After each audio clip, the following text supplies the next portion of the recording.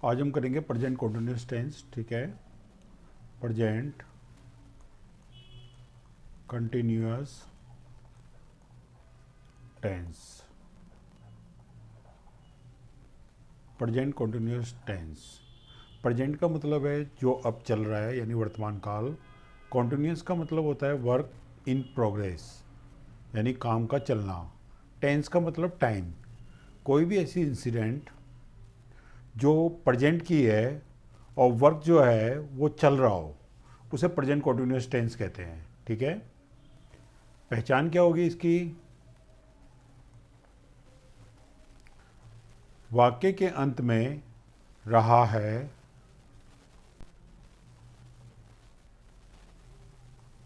रहे हैं,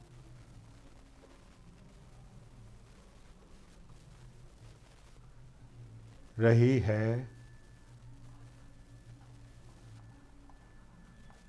आदि से समाप्त होता है। यदि ट्रांसलेशन की बात करें तो आदि से समाप्त होता है। जैसे मैं स्कूल जा रहा हूँ, वह खाना खा रही है आखिरी में। ठीक है, अब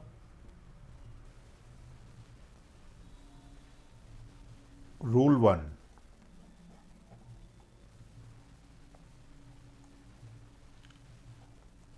इस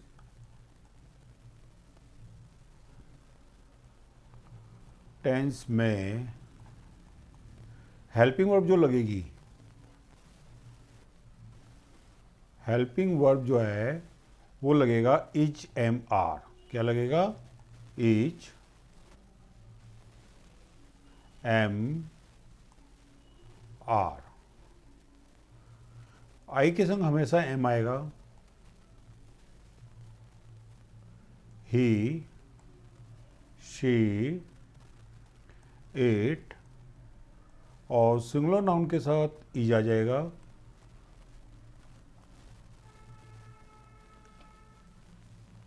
दे, वी, यू, और प्लूरल नाउन के साथ आ जाएगा आर।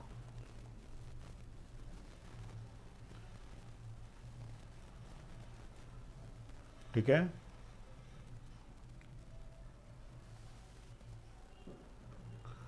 रूल नंबर 2,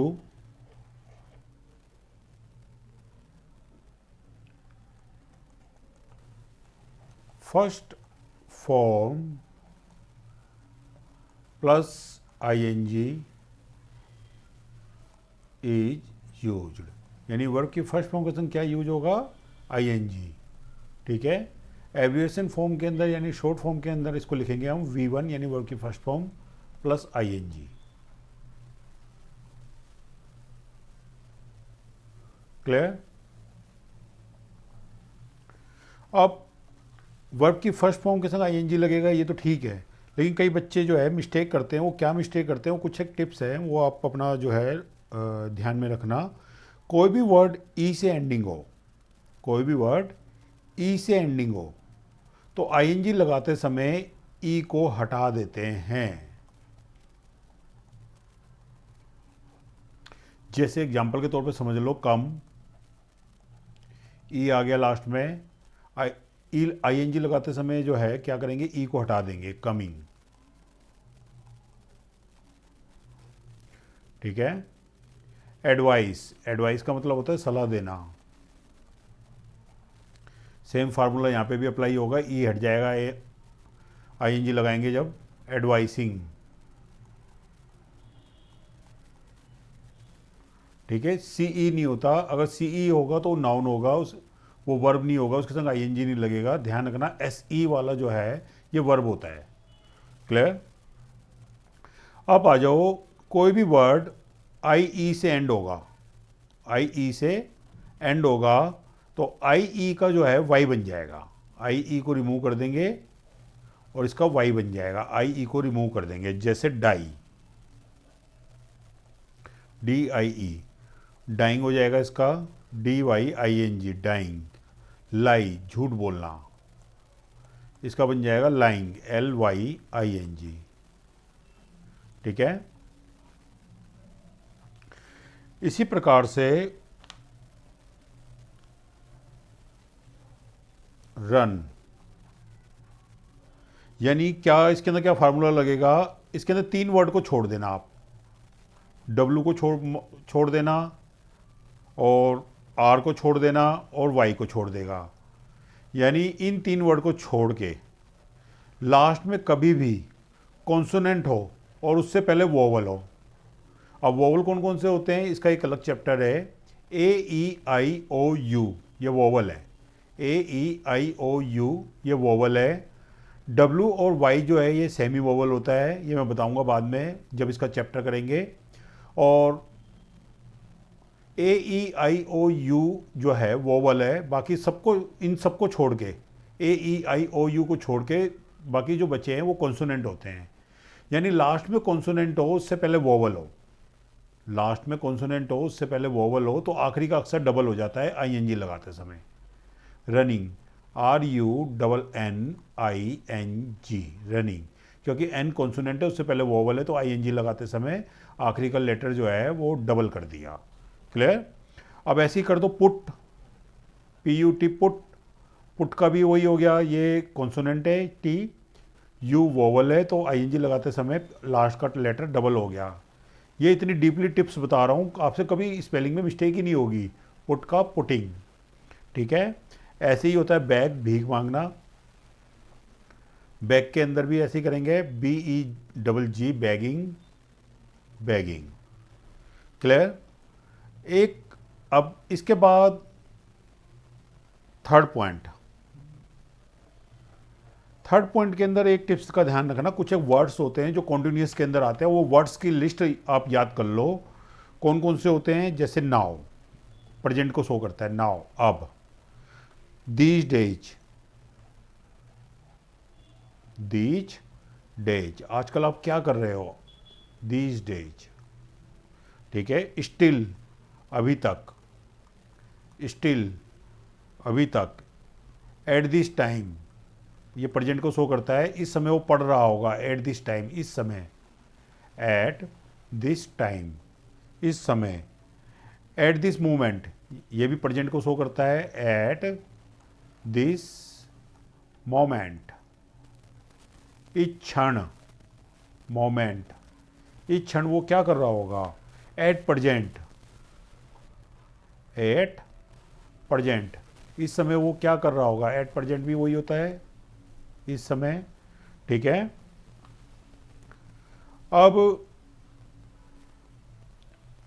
अब इसके वही 4 एग्जाम्पल होते हैं, मैं पीछे वाले टेंस में भी करा चुका हूँ। टोटल 4 ही हम प्रैक्टिस करेंगे, जब तक सेंटेंस की अलग से प्रैक्टिस नहीं करेंगे। सेंटेंस के अंदर अलग से जो है इम्पेरेटिव, एक्सक्लेमेटरी, बहुत सारे टाइप्स के सेंटेंस होते हैं, 7-8 प्रकार के होते हैं, लेकिन वो हम जब करेंगे, जब हम उसका पार्टिकुलर चैप्टर करेंगे। हम इसके अंदर सिर्फ 4 करेंगे जो इंपॉर्टेंट है। वो 4 कौन कौन से होते हैं। पहला होता है अफर्मेटिव,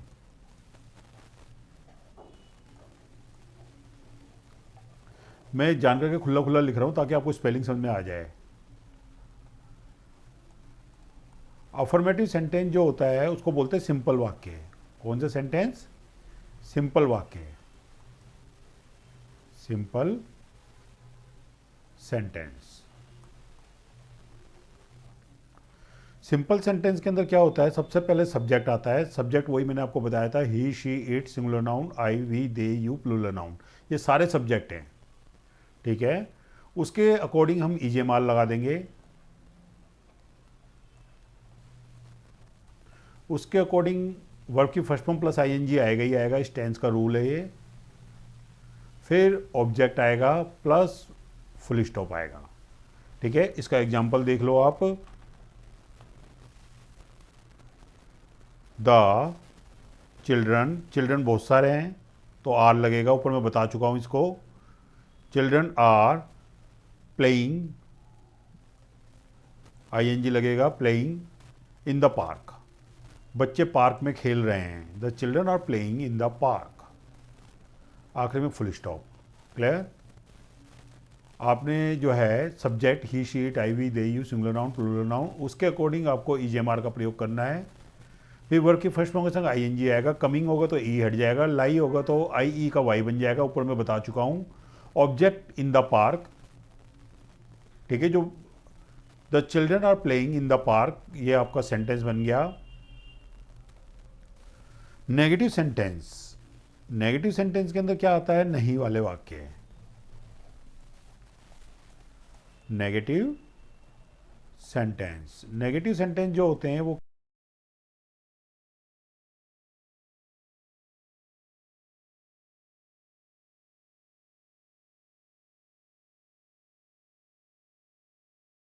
नहीं वाले वाक्य। नेगेटिव के अंदर हमेशा नहीं आता है, ठीक है। इसके अंदर क्या आता है, subject plus is, am, are,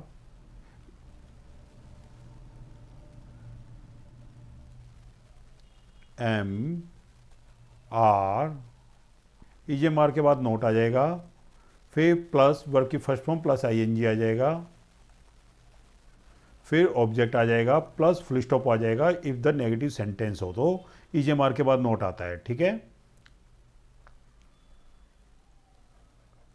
आई के संग क्या लगेगा, एम, इसके बाद नोट लग जाएगा। आई एम नॉट स्टडिंग, मैं पढ़ाई नहीं कर रहा हूँ, आई एम नॉट स्टडिंग, ठीक है। ऑब्जेक्ट इसमें नहीं दिया हुआ। अगर बुक होगा तो I am not reading a book भी हो सकता है, रीडिंग ए बुक, बुक यहाँ पे ऑब्जेक्ट हो जाएगा, लेकिन इसके अंदर ऑब्जेक्ट नहीं है। अब आ जाओ इंट्रोगेटिव।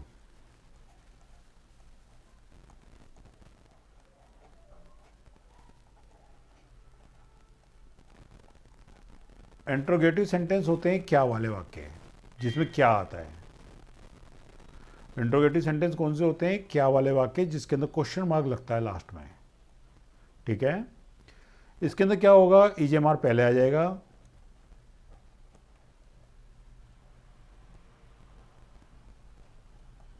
प्लस सब्जेक्ट आ जाएगा, प्लस वर्ब की फर्स्ट फॉर्म प्लस ING आ जाएगा, प्लस ऑब्जेक्ट आ जाएगा, प्लस क्वेश्चन मार्क आ जाएगा, ठीक है। जैसे क्या आप लंच कर रहे हो, तो आपकी इंग्लिश यू होती है, यू के संग आर आता है तो आर पहले आ जाएगा। Are you eating lunch, are you eating lunch, are you eating lunch. एक लास्ट का जो सेंटेंस होता है उसे क्या बोलते हैं हम, इंट्रोगेटिव नेगेटिव सेंटेंस।